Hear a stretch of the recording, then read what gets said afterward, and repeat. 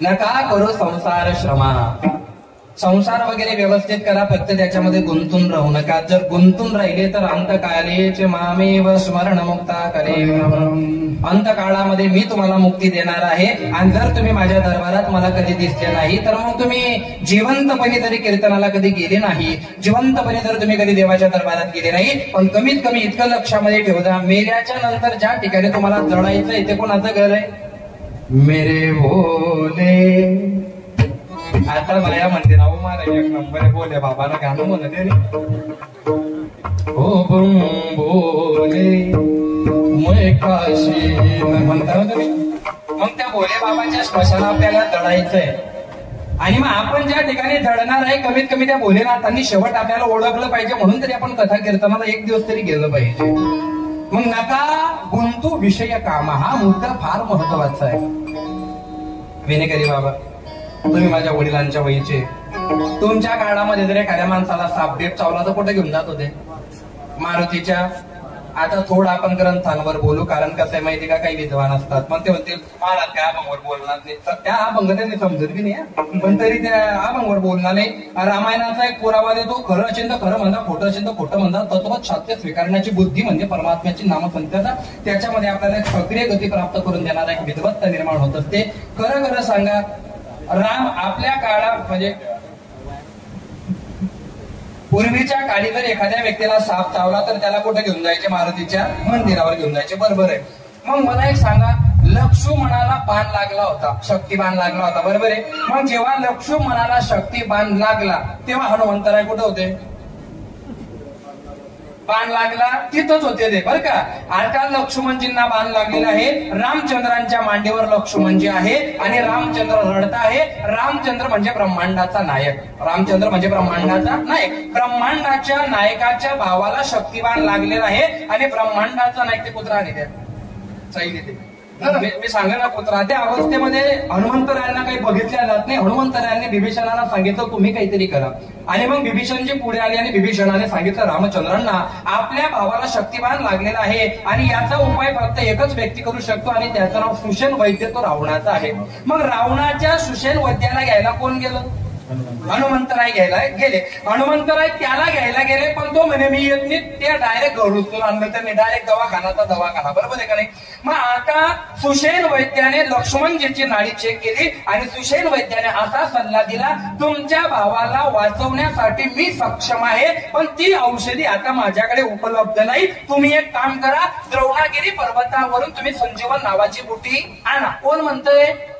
वैद्य. सुषेण नावाचा वैद्य. वैद्य म्हणजे आताचा डॉक्टर. मग ब्रह्मांडाच्या नायकाच्या भावावरती जेव्हा संकट येतं, खरा विचार करा, ब्रह्मांडाच्या नायकाने जर मनावर घेतलं असतं तर लक्ष्मणाचं दुःख निवारण करण्याची ताकद परमात्म्यात होती का नव्हती? होती. परंतु ज्याचं काम त्याने करावं हा सिद्धांत लिहा रामचंद्राने, बरं का. माझं काम ते नाहीये, माझं काम आहे माझ्या भावाच्या डोक्यावरून हात फिरवणं. आणि आता सुषेण वैद्याला सांगून हनुमंतराय द्रोणागिरी पर्वतावरती गेले. मग काही लोक असं म्हणतात की महाराज, मग जर हनुमंतराय एवढे बुद्धिवान होते, एवढी जर त्यांची बुद्धी चालत होती, तुमच्या धर्मामध्ये हनुमंतराय म्हणजे फार मोठे विद्वान सांगितल्या जातात, पण जेव्हा द्रोणागिरी पर्वतावरती ते संजीवन बुटी घ्यायला गेली, मग त्यांनी अशी माये केलेली आहे की याच्यातली संजीवन बुटी कोणती हे मला समजत नाही असं टीव्ही मध्ये दाखवलं. पण वास्तविकता तशी नाही. वास्तविकता अशी आहे, काही लोक म्हणतात मग फक्त संजीवनी बुटी आणायला पाहिजे होती. एवढा मोठा डोंगर उचलाने काय गरज होती?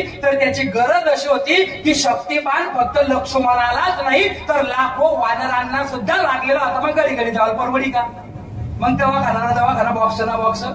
आपण ऍसिडिटी झाली की काय म्हणतो, 2-4 गोळ्याला ये बाबा कसा खायला वहिनी ते, म्हणजे तुमने इथलं समजत, मग तो तुम्हापेक्षा पुढे एकदम आता, बरं का. मग संजीवन बुटी आणली. याच्यातून तुम्ही काय शिकले रामायणातून? ज्याचं काम त्याला करू दिलं पाहिजे. मग तुम्हाला साप चावला, तुम्ही कोणाकडे घेऊन गेले? मग काय रामायण शिकले तुम्ही? काय करू, गोडबीड टाकून दे त्याला लागणारच शब्द आणि डायरेक्ट रनिंग द्या म्हणा. तुम्ही काय करणार रे? अजून नका गडबड आहे. परवाच्या दिवशी मी चोपदार होता, त्या असंच कुत्रा फोन करला आणि म्हणता हाकला जाय तो चोपदार किंवा कुत्रा आणाले ते पुरं कीर्तन वगैरे तरी उन्हाने चोपदार सकाळी उठे माहित पडणं त्याचा कपडाच मागे कुत्रा लांचार होता, तो पाहिजे बंद कर दिलं ते. हा तुमच्या म्हणण्यानुसार मी काही तुमचा अनादर करत नाही. घेऊन गेले तर मी त्या बजरंग बलीजवळ साप चावलेला व्यक्ती, मग ते डोम वगैरे ठेवतात टालं, त्याच्यावर डोकं ठेवायचं त्या साप चावलेल्या व्यक्तीने, आणि मग त्याला हे बाकीचे लोक विचारतात तुला कसं वाटतंय, कसं वाटत वाटत त्यांना अंग काय आहे तुमले काही जमलेला ना, काही म्हणता बजरंग बलीला घामाला का बघा. अरे काय माणसं आहेत का काय, तुम्ही कोणत्या युगात करताय? म्हणजे मग तुम्ही शास्त्राच्या विरोधात बोलाल का? शास्त्र म्हणजे रामायण खोटं सांगितलं का? मी तुम्हाला शास्त्र सर्वात मोठं वाल्मिकींचं दे, पुढे आहे का? मग लक्ष देईल बरं का. आता मग आता ज्याच्या अंगामध्ये विष आहे त्याला विष आहे का नाही हे तपासण्यासाठी खायला दिला जातो निंबाचा पाला. मग निंबाचा पाला खायला दिला आणि त्याच्या अंगामध्ये कधी विष असेल तर मग त्याला तो निंबाचा कडू पाला कडू लागतो का? नाही. कसा लागतो? मग गोड लागतो. आणि जर त्याला कीर्तनातला गुड खायला दिला तर कसा लागेल? पुढे सरको, एक नंबर बोल रहा ना जुआन. कसा लागेल भाऊ? लगे बदली घे तू. हे आता भाऊ म्हण मला कीर्तनकार म्हणून देतात ना. म्हणजे हनुमंताला बोललो तर त्याच्या बापाला राग आला पवन देवाला. मग बोलाल का बोल रहा ना बाबा बेटा. ज्याच्या अंगामध्ये विष आहे त्याला कडू वस्तू गोड लागते आणि गोड वस्तू कडू लागते. कोणाला? ज्याच्या अंगामध्ये विष आहे. खरं खरं सांगतो, खोटं बोलतो नको. तुमच्या गावातले लोक खोटं बोलत नाही असं पेपरला काल आलो होतो लोकमतला. मला एक सांग, परमार्थ देवाचं नाव कथा कीर्तन भजन हे गोड आहे का कडू आहे? गोड आहे. संसार मान अपमान पुन्हा खाण्या गोड आहे का कडू आहे? म्हणजे संसार व्यवहार कसा आहे? कडू. आणि परमार्थ कसा आहे? गोड. मग लोकांना परमार्थ कसा वाटतो? कडू. संसार कसा वाटतो? गोड. म्हणजे संसार कडू आहे पण वाटतो गोड. परमार्थ आहे गोड, वाटतो कडू. कडू वस्तू गोड, गोड वस्तू कडू. कोण आला? ज्याला साप चावला. आपले कोणता साप चालेल की आपले देव चालली राहणार? कोणता विषय काम आहे? तर मग आपल्याला विषय कामांनी आपल्याला भरकाटून घेतलेलं आहे आणि त्याचं नाव आहे मितूपण. त्या मितूपणापर्यंत जोपर्यंत तुम्ही बाहेर निघत नाही तोपर्यंत वैराग्यवान तुम्ही होऊ शकत नाही. आणि म्हणून त्याच्यातून बाहेर आले का मग परमात्म्याची सात्विक भक्ती करण्याची बुद्धी क्षमता परमात्मा तुमच्या हृदयामध्ये पेरण्याचं काम करत असतो. मग पुढे ते कशाने होईल? आठवा मधुसूदना. एवढंच चरण सोडवतो, कीर्तन संपवतो, डोळ्यात माती गेली. आता मला बोलता येणार नाही जास्त. लोक म्हणतील तर डोळ्यामा माती जायला तोंड मग थोडी जाईल अशा बी. पण काय सांगू तुम्हाला, आता जाऊ द्या. किती जीव तोडून कीर्तन करा, किती बी चांगलं कीर्तन करा, 2, 4, 5 लोक असतात कीर्तन करा. महाराज इथलं बोलायला नाही पाहिजे होतं. आता आहे बोल बर 2 शब्द कर. काय बोललो? तुम्ही घरी काय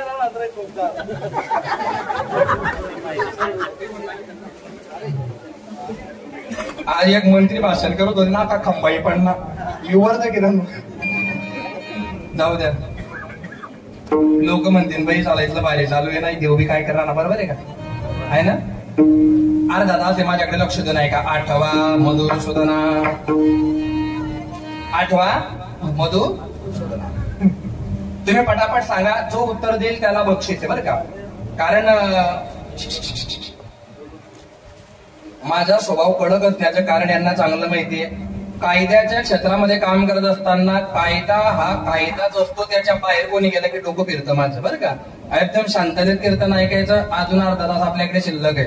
आठवा मधुसूदना. आठवा म्हणजे कोणी आठवला कोणाचा उद्धार झाला तेवढं सांगून कीर्तन संपवा महाराज. ज्याला कोणाला उत्तर येत असेल त्याने फक्त उत्तर द्यायचं, मध्ये मध्ये बोलायचं नाही. कोणी उत्तर द्या त्याला 750 रुपयाचं बक्षीस आहे. बाबा देतील, माझ्याकडे पैसे नाही. देतील बाबा, आपल्या पितृतुल्य देतील ना. हा त्यांनी हो म्हटलं हा मोठेपणा आहे. सांगा महाभारत कोणामुळे झालं? काय वाटतं तुम्हाला? महाभारत कोणामुळे झालं? एवढं तरी माहिती असावं हिंदू सनातन्यांना. इतकं तरी कळावं की नाही? मी किती चांगलं बोललो याच्यातून डोक्यातून काढून टाका. माझं बोललेलं तुम्हाला किती कळलं नाही तर परिवर्तन होणार नाही. मग कीर्तन करून काय उपयोग आपला? कोणीही सांगू शकतं. माणसं बोलताना का बघतं? महिला. महाभारत कोणामुळे झालं? पांडवा. कोण पटेल? कसं पटेल ते? आता आहेत का? हा होता जावा थोडसा. आता आहे म्हणे आम्ही आहो देवानी फौजदारी. आता आहे हो भालचंद्र. पांडवांमुळे झालं म्हणे. आपल्या गावचे लेकर आहेत ते काय म्हणतायत ते? पांडवांमुळे झालं. पांडवांमुळे झालं हे त्यांना का सांगता आलं? कारण त्यांच्या घरच्यांनाच माहिती महाभारत कोणामुळे झालं. त्यातले फक्त सकाळला रामायण महाभारत माहिती. ते धमक्या धमकी, त्याच्या पलीकडे काही विषय घेतलेला नाही. 5 वर्षाच्या मुसलमानाच्या लेकराला तुम्ही विचारा हज की यात्रा का आपे होते, तो धडकन सांगेल कुठं असते. त्याला विचारा अल्लाह काय, मोहम्मद काय, पैगंबर काय, या सगळ्या दर्गा काय, या सगळ्या गोष्टी तो सांगेल. शरीफ कुराण, दिव्य कुराण, सरा काय असते, मोहम्मद काय असतो, पैगंबर काय असतो, नमाज काय असते, किराण काय असते, हे सगळं त्या मुलांना 5 वर्षापासून त्यांचे मायबाप शिकवतात. आमच्या धर्माला त्याच्याबद्दल ना तेव्हा गेलो होतं ना आता गेलोय. आम्हाला आमच्या धर्माबद्दल आत्मनेता 0%, आणि जर 0% आत्मनेता राहिली नसती तर 100 कोटी भारतामध्ये हिंदू असताना 492 वर्ष राम मंदिर बांधायला तुम्हाला लागले नसते. नपुंसक बाबर येतो, राम मंदिर पाडून जातो, तेव्हा बी तुम्ही झोपले होते. एखाद्या सनातनाने उठून त्याच्या छातीत भालाकाबानी घातला, कारण आम्ही तेव्हा बी झोपलो होतो, आताही झोपलोय आणि पुढे बी झोपलेला. अशाच पद्धतीने तुमचा धर्म असाच लोप पावेल. आणि एक दिवस मग तुमच्या घरातून जेव्हा सगळ्या वस्तू काढून घेऊन घेतल्या जातील तेव्हा तुम्हाला माझी आठवण येईल, साला कोणीतरी धर्मासाठी बोलत होता. महाभारत पण आवडे झालं आई धरून ठेवा. कधी बटा तुम्ही फक्त वायर दाखच्या.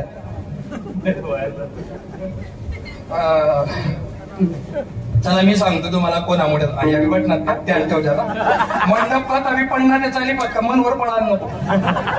हा कथावी म्हणजे आपल्यावर हुशार आहे. पहिला चरण सोडवतो, कीर्तन संपवतो, टेन्शन घेता नका. आठवा मधुसूदना, कोणी आठवलं? 5 पांडव 100 कौरव त्यांचं द्यूत चालू होतं काका. आणि द्यूत रचना चालू असताना पांडवांनी सर्वच सर्व हारून गेले, सगळं हारले ते. आता सर्व हारल्याच्या नंतर बाकीच्यांनी असं विचारलं की आता माझ्याकडे काही राहिलेलं नाही. त्याच्याकडे मग त्या विरोधी पक्षाने असं सांगितलं अजून तुमच्याकडे एक गोष्ट शिल्लक आहे. काय? तिचं नाव आहे द्रौपदी. आणि मग धर्मराजाने सांगितलं बाईला काय असं गावावरती लावायचं असतं का? अरे काय माहिती, तुमचं नशीब बदलू शकतं. आणि म्हणून धर्मराजाने काय खूप बुद्धी सुचली आणि पतिव्रता असलेल्या त्या पांचालीला सुद्धा डावावरती लावलं. डावावरती लावलं, पाशे फेकले. पाशे फेकणारा शकुनी, आणि शकुनीच्या हातामध्ये जे पाशे आहे ते पाशे नाही तर त्याच्या बापाच्या हट्ट्यांपासून बनलेले ते पाशे, त्याच्यामुळे ते जसं म्हणेल तसे पडत होते. मग त्या पाशांनी उलटा खेळ टाकला आणि जी राणी होती ती पाशे पडल्याबरोबर दासी झाली. आणि मग त्याच्यानंतर दुर्योधनाने सांगितलं. दुर्योधन म्हणजे काय? ज्याचं लक्ष दुसऱ्याच्या धनावरती असतो तो दुर्योधन म्हटला जातो. आणि मग दुर्योधनाने दुःशासनाला सांगितले की जा घेऊन ये तिला. कोण आला? द्रौपदी नाही, दासी. द्रौपदी होती, आता दासी ती. आले घ्यायला दुःशासन. आणि द्रौपदी मातेचा हात धरला. विनाश कालीन विपरीत बुद्धी.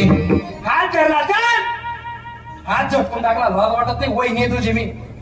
आणि आपल्या लोकांना थोडा कुठल्या प्रकारचा गंध चढला काय माहिती. वहिनीची गंमत करायची नसते, भाभी मा समान होते. नाही आमच्याकडे चालते, तुम्ही काय पाकिस्तान महिन्याला तरी आमच्याकडे चालते. अरे 13 वर्ष 6 महिने मांडीला मांडी लावून जेवण केली लक्ष्मण आणि सीतेच्या, पण वर डोळे करून बघितलं नाही. ही सनातन संस्कृती आहे. त्या युपी बिहार वाल्यांचं घेऊन यायचं नाही. वहिनी जेवण करत बसले राव, पापड पोळा घ्या, पापड पोळा मग मध्ये घेती गाड वाटती घेते ना. काही गरज नाही वहिनीला हे करायची. वहिनीच्या शरीराला हात लावणं सर्वात मोठं अधम पाप सांगितलंय. भाभी मा समान होतीये. आणि ते लक्ष्मणाने शिकवलेलं आहे आपल्याला रामायणामध्ये. हे काय माझ्या घरच्याने सांगत आहे मी. आणि मग हात धरला करायला सांगितलं. अरे माझा हात धरायची तुझी हिंमत कशी झाली? मी वहिनी आहे तुझी. वहिनी होती म्हणजे आता तर अशी येतो आमची. सगळा इतिहास सांगितला. केस धरले फरकटत आणले त्या सभेमध्ये. आणि सभेमध्ये आल्याच्या नंतर पहिली आरोडी तिने तिच्या नवऱ्यांना मारले की तुम्हाला थोडी लाज नाही वाटली? अरे कमीत कमी बाईला तरी सोडायचं होतं. पण 5चे 5 पांडव शांत आहे. आता 5 पांडव शांत आहे. त्याच्यानंतर तिने बघितलं द्रोणाचार्य तुम्ही काहीतरी बोला, कृपाचार्य तुम्ही काहीतरी बोला, अहो धृतराष्ट्र तुम्ही तर मानक आहात, तुम्ही काहीतरी बोला. कोणीच बोलायला तयार नाही. आणि मग शेवटी नजर गेली भीष्माचार्यांकडे. हे भीष्माचार्य, हे गंगापुत्र, हे शंतनू पुत्र, तुम्ही साक्षात देवाचे अवतार आहात. तुम्ही जर विचार केला ना तर तुमच्या पुढे कोणी जाणार नाही. का?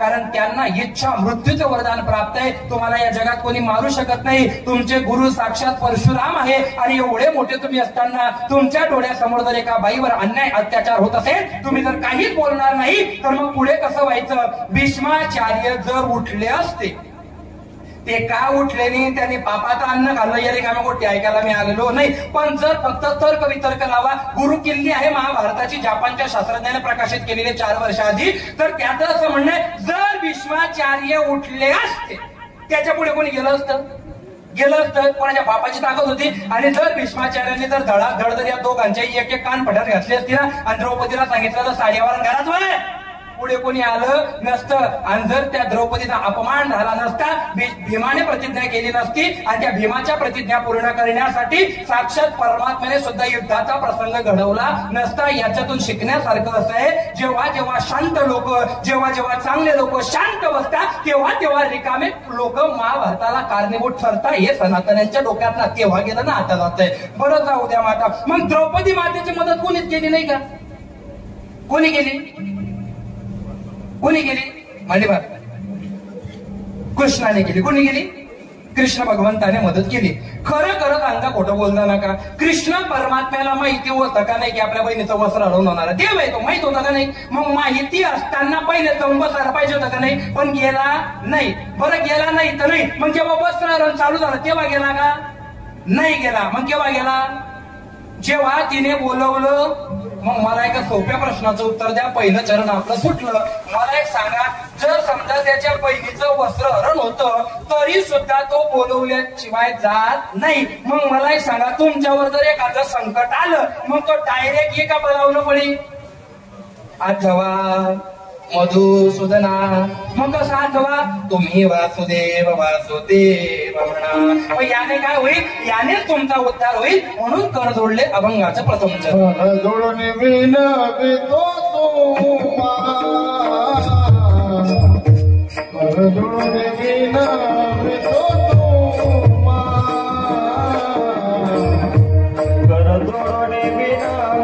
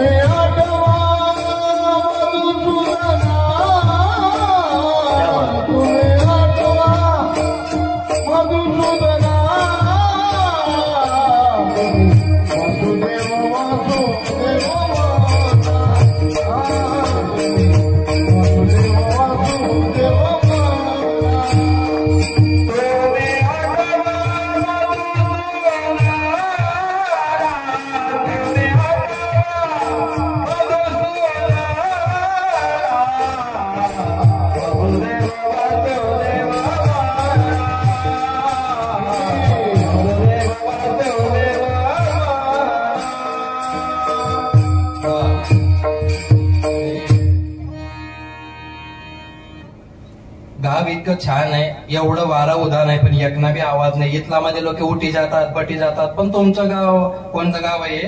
उंडणी. उंडणी एक नंबर गाव आहे. पटना आपले घरकुल भेटी काढे वैर कीर्तन करण निघतो ना तुला. गाव छान आहे, लोकही छान आहे. कोणी उठत नाही, कोणी बोलत नाही, मस्त शांतपैकी बसलेले. फक्त कीर्तन ऐकत असताना एक गोष्ट नेहमी करता लक्षात ठेवा, कीर्तन ऐकायचा विषय नसतो, कीर्तन श्रवण करावं लागतं. मग काही लोक म्हणतील ऐकण्यामध्ये श्रवणामध्ये अंतर आहे का? हो, अंतर आहे. का? कारण ऐकण्याची क्रिया कानाने आणि श्रवणाची क्रिया मनाने, आणि मनामध्ये कोण आहे? मम वंश जीव लोके जीवभूता सनातनः मन शस्त्राणि इंद्रियाणि प्रकृतिस्थानी न कर्षति. सगळ्या शरीराचं नेतृत्व करणारा मन स्वरूपी परमात्मा मी आहे. मग श्लोक न समजल्यामुळे माऊलीने उभ्या निर्माण केल्या. जो सर्व भूतांच्या ठाई द्वेषाते नेणीची कही आप परुणाही चैतन्या जैसा. ओव्या समजणार नाही. मग हरिपाठाचं एक प्रमाण दिलं जातं, सर्वागटी राम देहातही एक सूर्यप्रकाशक सहज रश्मी. प्रत्येकामध्ये परमात्मा आहे आणि प्रत्येकात ज्या दिवशी तुम्हाला परमात्मा दिसायला लागला त्या दिवशी तुम्ही ज्या ठिकाणी असाल त्या ठिकाणी परमात्मा तुम्हाला भेटायला आल्याशिवाय राहणार नाही. हा तात्विक सिद्धांत रक्षामध्ये घेण्याचा प्रयत्न करा. पुरियो दुसरं चरण पहिले सोडवतो मग म्हणू आपण. नरदेह दुर्लभ जाणा. मग काही लोक म्हणतात की एकनाथ महाराजांना असं म्हणायचंय की नरदेह दुर्लभ आहे. नरदेह दुर्लभ आहे त्यांना माहितीये. नरदेह दुर्लभ जाणा हा उपदेश आहे. तुम्ही जाणा क्या हो आम्हाला तर माहितीये. खरं खरं सांगा. हा गडी बोली आपला पुढे सरको. नरदेह दुर्लभ जाणा. मोटरसायकल आहे बाळाच्या घरी हाय नंतर काय विचारलं झालं मला. मोटरसायकल मध्ये काय टाकता? पेट्रोल टाकता. डिझेल टाकलं तर चालणार नाही. मग डिझेल टाकल्यामुळे गाडी चांगली जाईल का खराब होईल? खराब होईल. ऐकून तर पुस्तक मग वाचन आहे का? कसं काय माहित पडलं मग? जगी बरं ते बी जाऊ दे. मग जी गाडी खराब झाली ती पारोड्याला जाऊन चांगली करता येईल का नाही? चांगली करता येईल म्हणून तू खराब करशील का? काय काय पण गाडीची किंमत किती? 1,80,000 बरं की नाही? 80,000ची गाडी महाराज खराब झाली तर चांगली करता येते. तरी सुद्धा मी खराब कराव. गाडी मा काय टाका ना आई माले उंची राहणं पण आई गाडी मा समजतंय का तुम्हाला? या गाडीत काय टाकावं ह्या जन्मी समजत.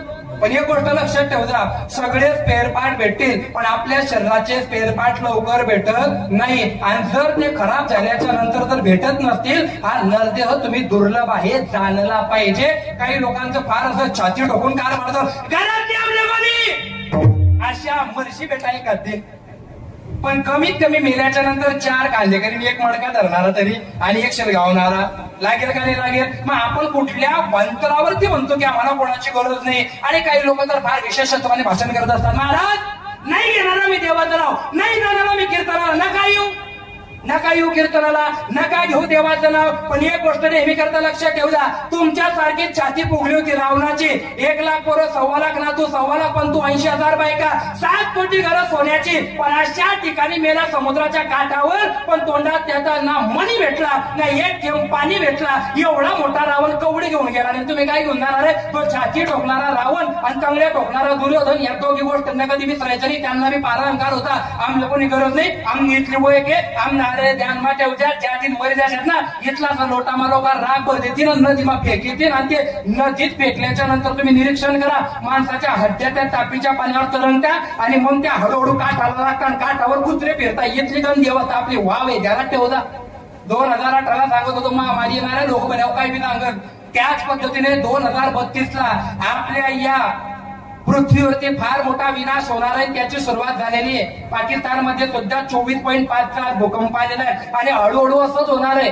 हे जे वातावरण तुम्ही आज बघताय ना लोक कूलर मध्ये पाणी टाकतात पण झाडांना पाणी टाकत नाही. सगळे झाडं तोडून टाकले त्यांनी. आणि मग या लोकांना एसीची हवा शरीर थंड करेल पण वृक्षवल्ली आम्हा सगळे सोयर वनचरी जो आत्मा तृप्त करणार आहे. कारण ज्या झाडामध्ये सुद्धा परमात्म्याने आपला अंश निर्माण केला ती झाडं तुम्हाला नकोय ना. तुम्हाला मान पाहिजे ना संस्कार पाहिजे ना आदर पाहिजे. फक्त स्वतःच मोठेपण जर मिळवण्यासाठी जर तुम्ही या जन्मामध्ये शाश्वत तुमचा वेळ वाया घालवत असाल तर एक गोष्ट लक्षात ठेवता येत्या काळामध्ये परमात्मा तुमची लायकी दाखवायला 1 मिनिट सुद्धा मागे पुढे विचार करणार नाही. आणि आता तुम्ही बघताय तरुण मुलांच्या मौतुकी होत आहे. कोणी कर्जबाजाराने मरतय, कोणी अटॅकने मरतय, कोणी ऍक्सिडेंट मध्ये मरतय. आणि ह्या गोष्टी अजून वाढत जाणार आहे. का?